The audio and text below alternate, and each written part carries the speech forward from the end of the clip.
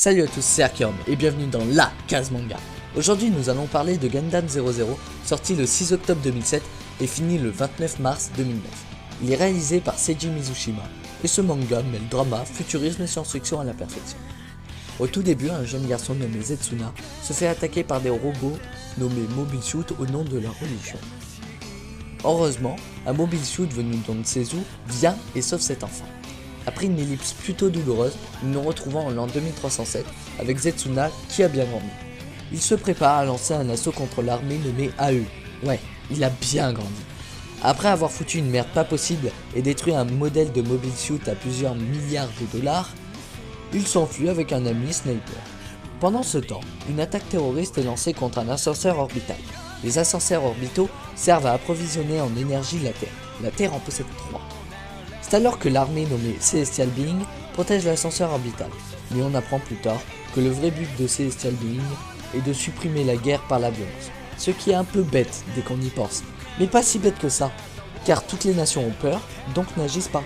Enfin, c'est ce qui était prévu, mais malheureusement les guerres ne finissent jamais, voire s'aggravent. On apprend aussi que Setsuna fait partie de Celestial Being. Bon, l'intrigue est posée, ma critique peut commencer. Le scénario est simple, voire très simple, mais efficace, malgré quelques petites incohérences. Par exemple, où la Terre a pu trouver tout ce putain de métal pour construire 3 putains d'ascenseurs orbitales. Ce truc est vraiment énorme, je mettrai une petite photo. Comment Celestial Being a pu dépasser technologiquement l'armée? Et quelques autres défauts que si t'es pas un chieur comme moi, tu ne le trouves pas. Wait, c'est qui a écrit ça?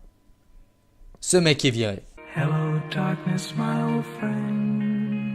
De plus, l'animation est très bien gérée, même si le manga est sorti il y a un peu de temps. Il en reste que très beau. Tous les personnages principaux sont détaillés, même s'ils ont un peu tous le même passé que Setsuna. Le drama est un peu absent à certains moments car nous savons la suite, et les musiques, oh putain, les musiques. Les musiques sont excellentes et aident vraiment à l'immersion dans ce monde dominé par la guerre. 4 ans plus tard, s'enchaîne la deuxième saison où Tyria Erd est le dernier Gundam Master encore actif chez Celestial Being. Du côté de la Terre, là toutes les nations se sont regroupées et forment la Fédération, qui installe la paix dans le monde.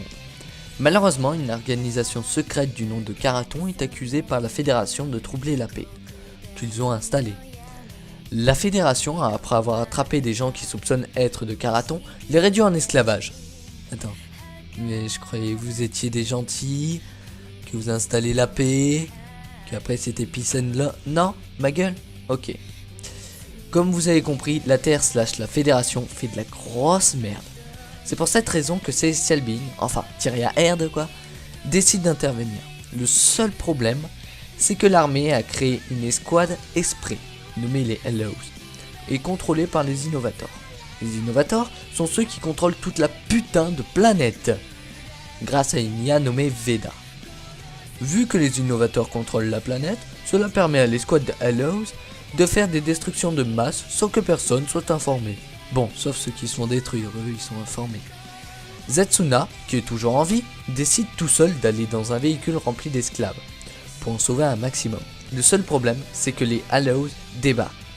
C'est à ce moment-là que les esclaves se disent « Non mais c'est bon, ils vont nous sauver hein !» Malheureusement, les Hellos ne sont pas aussi gentils qu'ils peuvent paraître. Bon, la deuxième intrigue est terminée, et elle part un peu en couille, hein, mais elle reste très bonne. Hein. Mais c'est un peu bordélique quand même, hein, et on s'y perd facilement. Mais cette fois, je n'ai pas relevé d'incohérence majeure. De plus, on apprend un peu plus sur le personnage de la saison 1. Le drama est de plus en plus présent en fonction des épisodes. Quant aux musiques, il utilise exactement les mêmes musiques que la saison 1. Et graphiquement, il s'est même amélioré. Pour ce manga, je mettrai donc la note de 15 sur 20. Car j'ai adoré le coup du héros qui est pas tout à fait gentil, qui fait beaucoup de conneries, mais les petites incohérences ont baissé ma note. Mais c'est quand même un bon manga que je vous conseille. Je remercie aussi WX Rider pour son conseil très avisé.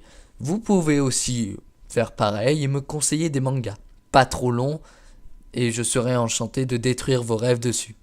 Non, je déconne, hein, de les présenter. L'épisode est maintenant terminé. Si ça t'a plu, tu peux laisser un petit j'aime, un commentaire, pour dire combien tu lui aurais mis à ce manga, ou même me conseiller un manga. Eh bien, tu peux aussi partager pour m'aider à me faire connaître, ce serait super. Sur ce, ciao ciao!